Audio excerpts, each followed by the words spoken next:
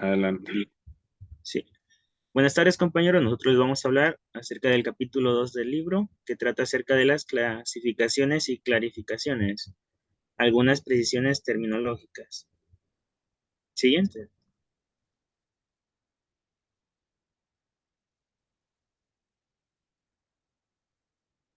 Bien, nuestro equipo está conformado por Felipe Nieblas y su servidor, José Cabir. En el tema 1, acerca de la planificación, hace referencia al proceso de formulación y definición de objetivos y prioridades al nivel macrosocial o bien en relación a una rama o sector económico, social o cultural. Se dice que la planificación es un proceso global y se formula en función de las demandas sociales y de los programas de gobierno, en donde se pretende satisfacer necesidades a través de un plan. La programación se refiere al conjunto de procedimientos y técnicas por medio de las cuales se establece de manera sistemática una serie de actividades, previsiones y disposiciones para elaborar planes, programas o proyectos. Programar consiste en decidir anticipadamente lo que hay que hacer o lo que se quiere hacer. Siguiente, de favor. Bien, las características de la programación se dividen en tres. Primero, los propósitos. Aquí se definen en objetivos concretos y se traducen en metas indicando número, naturaleza y grado de realización. Posteriormente, se sigue con la identificación y selección de las acciones necesarias para alcanzar dichos objetivos en naturaleza, volumen y tiempo, teniendo en cuenta los recursos materiales, financieros, técnicos y humanos disponibles. Y por último, es la elaboración de presupuesto con el fin de establecer los recursos necesarios para alcanzar los objetivos y metas propuestas en un periodo determinado. Siguiente, por favor.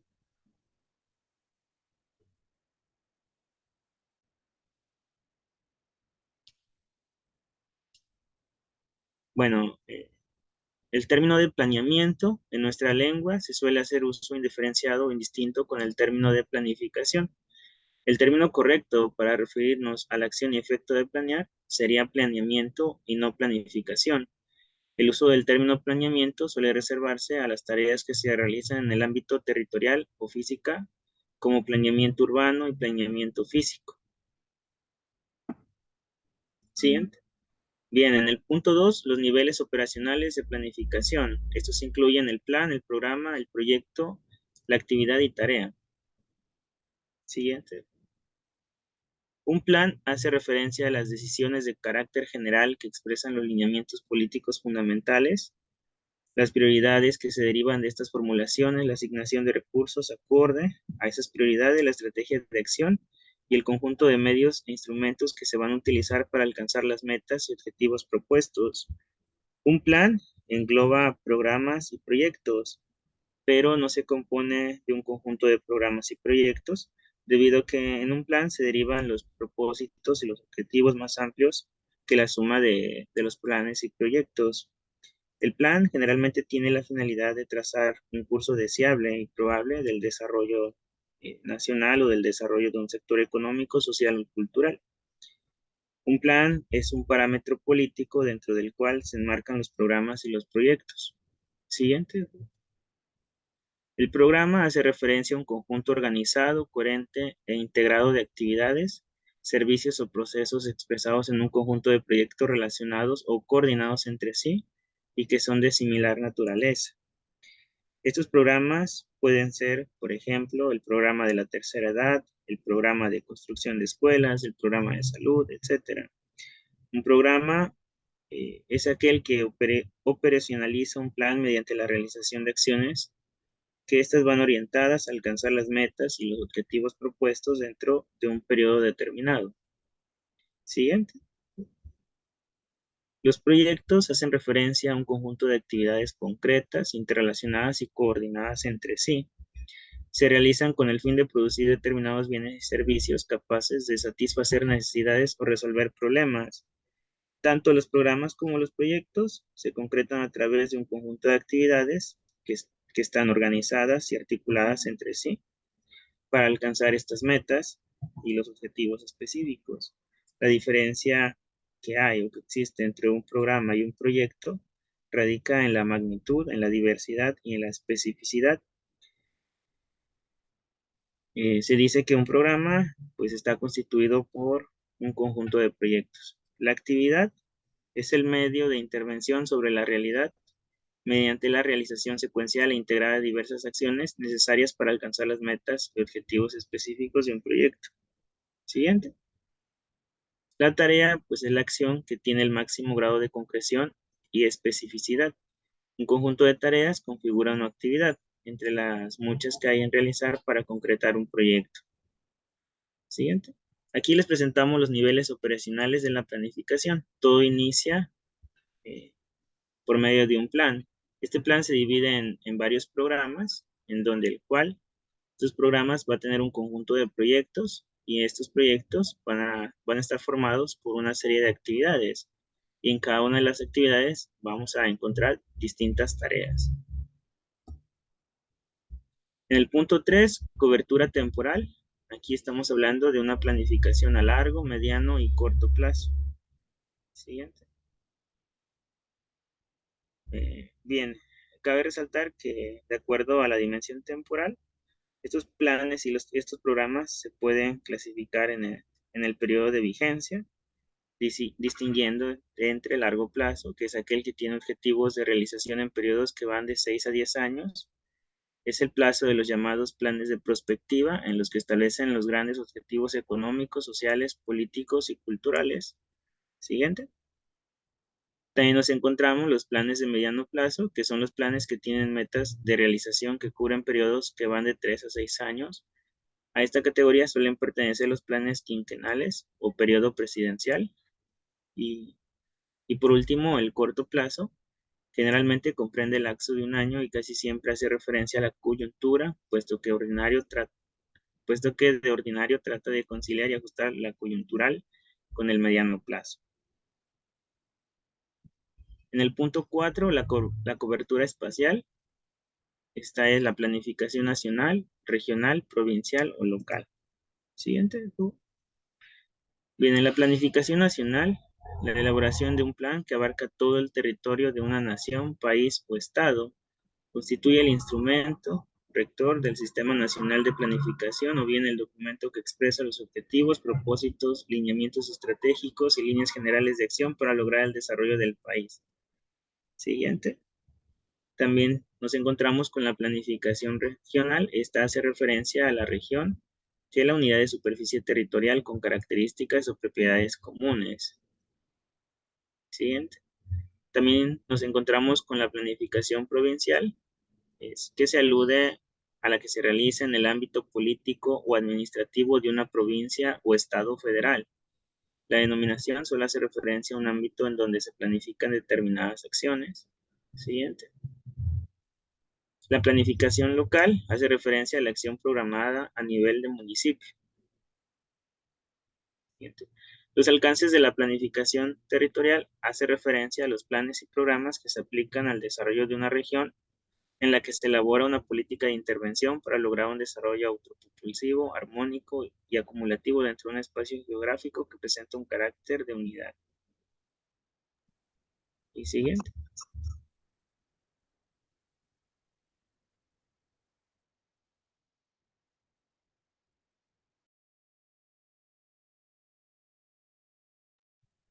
Bien, como complemento de esta exposición del capítulo 2, clasificación y clarificaciones, tenemos también la planificación global y planificación sectorial.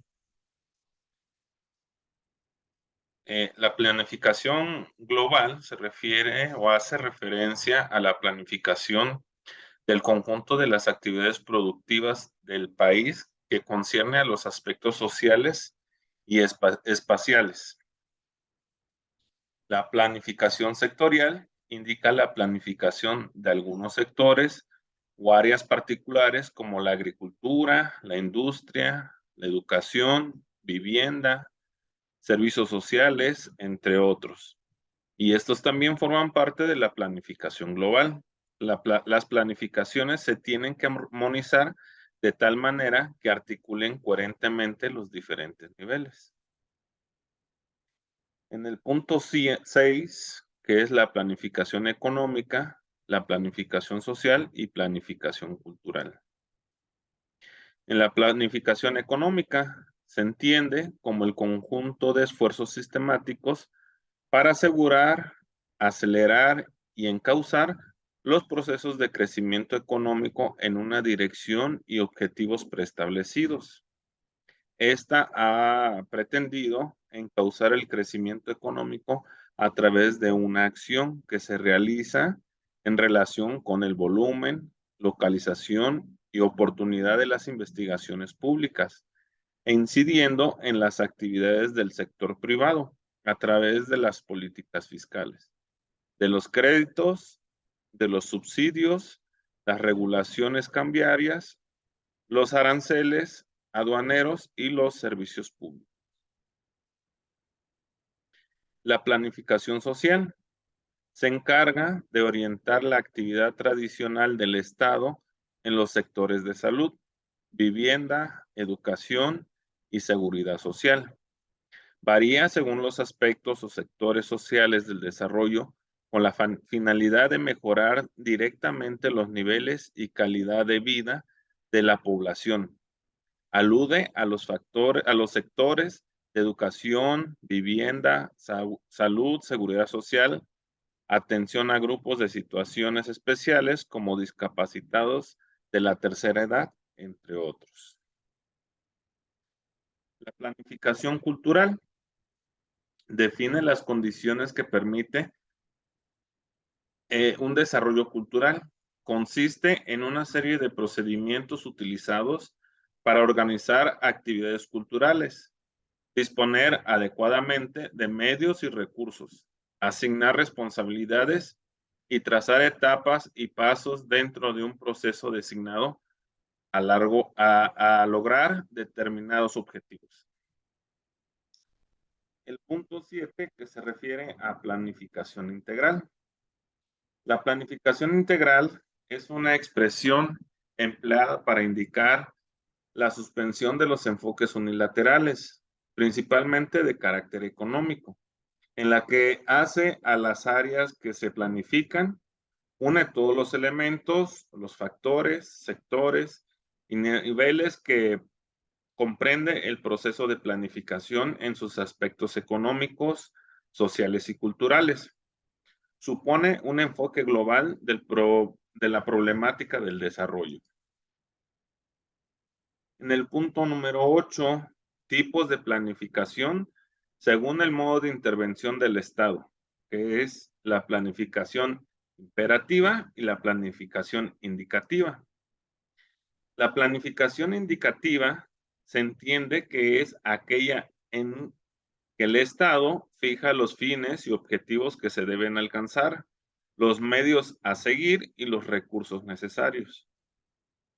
La planificación indicativa, llamada también planificación elástica o planificación normativa, es la que indica, sugiere, alimenta, motiva, pero no obliga a nivel de agentes del sector privado, pero sí imperativo para el sector público.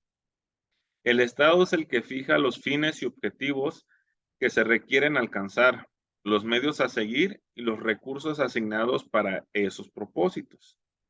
Los instrumentos que posee el gobierno son los mecanismos de mercado, la política fiscal, de crédito y de comercio exterior. Aquí se proponen unas tablas comparativas precisamente para poder identificar este tipo de planeación. En la primera, la planificación imperativa y en la segunda, la planificación indicativa. Por ejemplo, dice, el Estado actúa de manera directa en la planificación imperativa y en la indicativa, el Estado actúa de manera indirecta. En el siguiente, la planificación es una función del Estado y el plan un instrumento imprescindible a través del cual se establecen localizaciones, las cantidades a producir, los precios de venta, la naturaleza de aquello que se ha de producir.